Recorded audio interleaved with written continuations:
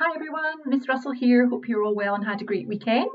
Today we are going to be reading the next chapter of our classroom novel, Gangster Granny, which I am just loving.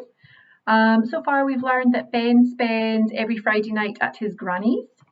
He thinks his granny is very boring, but his granny seems to love reading, especially books about gangsters. Ben too loves reading and mostly magazines about plumbing. Okay, so let's read chapter 4, Mystery and Wonder together. Ben wasn't at all sure that Raj was right about Granny. That night it was the same old story. Granny served up cabbage soup, followed by cabbage pie, and for dessert it was cabbage mousse. She even found some cabbage-flavoured after-dinner chocolates somewhere. After dinner, Granny and Ben sat down together on the musty sofa as they always did. "Scrabble time!" exclaimed Granny. Cabbage-flavoured chocolates are not as nice as they sound, and they don't sound that nice. Great, thought Ben. Tonight's going to be a million times more boring than last week. Ben detested Scrabble. If he had his way, Ben would build a rocket and blast all the Scrabble boards in the world into outer space. Granny pulled out the dusty old Scrabble box from the sideboard and set up the game on the poof. Ben sighed. What seemed like decades later, but was probably just hours, Ben stared at his letters before scanning the board.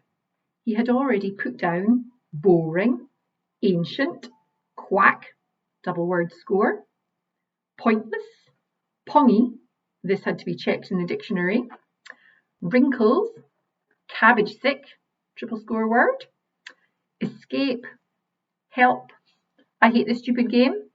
Granny had disallowed this on account of it not being one word. He had an E, an M, an I, a U, and a D. Granny had just put down merriment, double score word. So Ben used the T at the end to form the word tedium.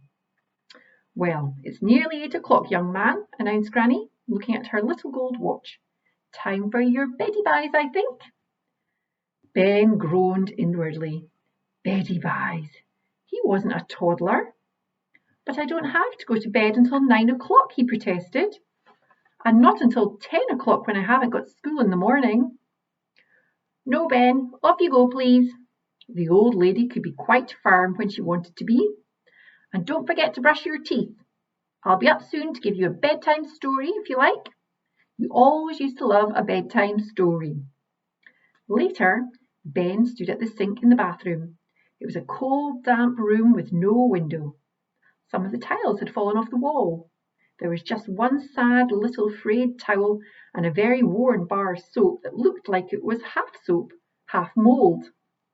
Ben hated brushing his teeth, so he pretended to brush his teeth. Pretending to brush your teeth is simple. Don't tell your parents I told you. But if you want to try this yourself, all you have to do is follow this handy step-by-step guide. Number 1. Turn on the cold tap. 2. Wet the toothbrush. 3. Squeeze a tiny amount of toothpaste onto your finger and place finger in your mouth. 4. Move the trace of toothpaste around your mouth with your tongue. 5. Spit. 6. Turn off tap. See? It's so easy. Nearly as easy as brushing your teeth. Ben looked at himself in the bathroom mirror. He was 11 years old, but shorter than he wanted to be, so he stood on his tiptoes for a moment. Ben was aching to be older. Only a few more years, he thought, and he would be taller and hairier and spottier, and his Friday nights would be very different. He wouldn't have to stay at boring old grannies anymore. Instead, Ben would be able to do all the thrilling things the older kids in town did every Friday night. Hang out with a gang of friends outside of the off-licence, waiting for someone to tell you off. Or alternatively, sit at the bus stop with some girls in tracksuits and chew gum and never actually get on the bus. Yes, a world of mystery and wonder awaited him. However, for now, even though it was still light outside and he could hear boys in the nearby park playing football, it was time for Ben to go to sleep. in a hard little bed in a damp little room in his granny's run-down little bungalow that smelled of cabbage. Not just a little bit, a lot. Sighing, Ben got under the covers. Just then, Granny gently opened the door to his bedroom. He quickly shut his eyes and pretended to be asleep. She lumbered over to the bed, and Ben could feel her standing over him for a moment. "I was going to tell you that bedtime story," she whispered.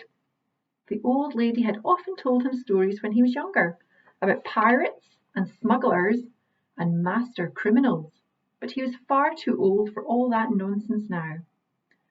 "What a shame you're asleep already," she said. "Well, I just wanted to say that I love you. Good night, my little Benny." He hated being called Benny and little. The nightmare continued. As Ben sensed his granny bending over to give him a kiss, the prickly old hairs on her chin bristled uncomfortably against his cheek. Then he heard the familiar, rhythmic, quacking sound of her bum squeaking with every step. She squeaked her way back to the door and closed it behind her, sealing the smell in. "That's it," thought Ben. "I have to escape." Okay, hope you enjoyed that. Click on to the next slide to find out what your task is for today.